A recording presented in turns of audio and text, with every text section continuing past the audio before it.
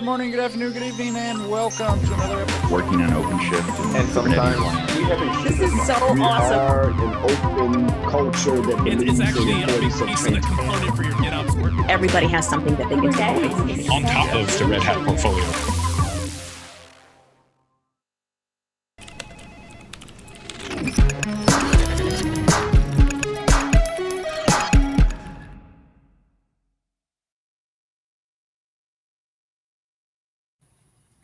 Hello and welcome to this week's Ask an OpenShift Admin Office Hour stream.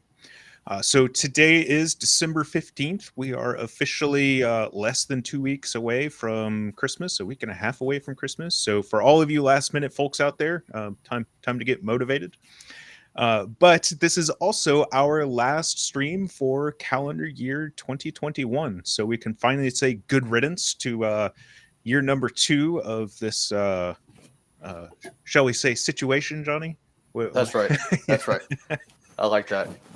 Yeah. So some of you may have noticed, if you are quick-eyed or eagle-eyed and a regular watcher of the stream, I am not in my normal location today. Hopefully everything sounds fine. Hopefully it's not too distracting for you or anything like that. But turns out that having a water leak on the second floor that then percolates down into the ceiling just outside of my office is not a good thing. So, oh no. yeah. So Sunday night, it was, I don't know, 10 o'clock or so Sunday night, we heard water dripping in the foyer of our house, which is kind of it. Yes, the front door is there, but my office is right next to it, and so we discovered that there was water leaking down. We had the company come out. They tore down the whole ceiling. There's now gigantic fans and dehumidifiers and all of that other stuff running out there.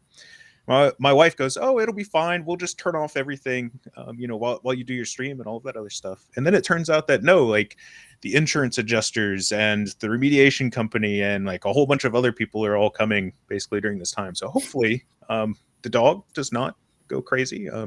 You all are, if you've watched, you've heard the dog go crazy before. So, but she's in a whole nother section of the house today. So, well, if they want to talk to you, just bring them on. We'll say hi and ask them some questions. So, anyways, speaking of today, so today, as I said before, this is our last stream of the year, and we've got an interesting kind of smorgasbord of topics.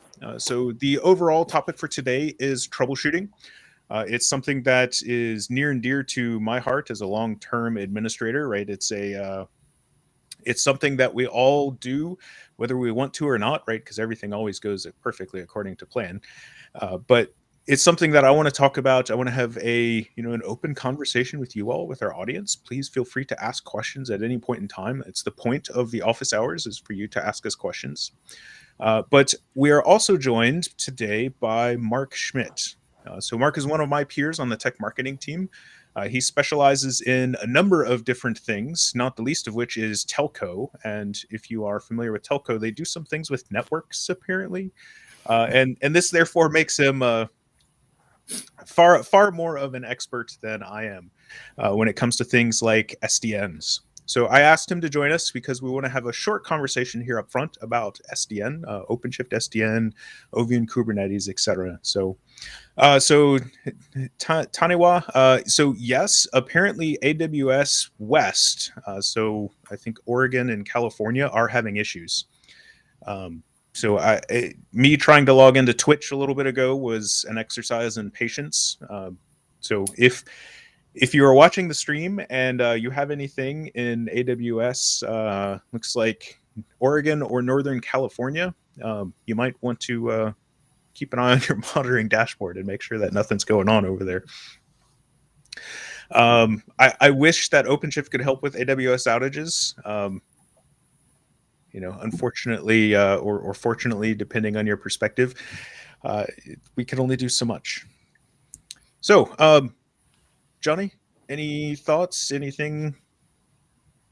No, I'm just looking forward to the break. It's gonna be a nice little end of year. To cap the end of the year with some time off and hang out with family and stuff like that, and try and get the energy back up for next year. So looking forward to it. And Mark, nice to meet you. Looking forward to it today. So it's gonna be awesome. Nice meeting you too. Yeah, I know. Usually we do introductions a little more in our little green room thing, but everything's been a little rushed this morning with all the stuff going on. So, and I've been having fun. So I said I was relocated, right? I'm upstairs for today. So I actually commandeered my son's gaming computer, which is, so don't judge me. It's Windows 11 based. But it means I get to do fun things like use NVIDIA Broadcast. So if I go like this, the camera will follow me automatically. Nice. So if you notice the camera doing weird things, that's NVIDIA Broadcast doing its thing. I thought that was kind of neat. Yeah, so please don't get too distracted by me. Anyways, so let's talk about the top of mind topics. Let me find the right document here. And since Mark is here, and Mark, I know you've been having some laptop issues of your own that are resulting in a repair person coming to your house.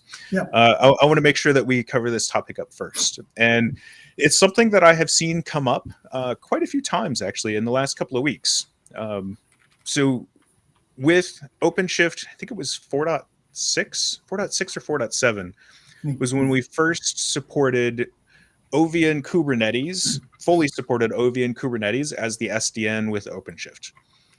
So OpenShift SDN has been the default basically since like OpenShift 3.0 or something like that, right? It's been the default for ages.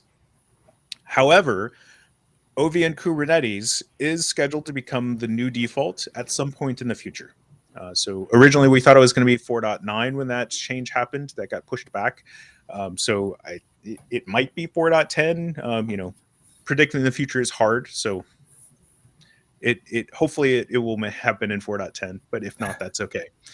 So I wanted to ask you, Mark, because this is something that's come up again multiple times. What are some of the key differences between OVN Kubernetes and OpenShift SDN? And what are some of the kind of highlights of why I would choose one versus the other?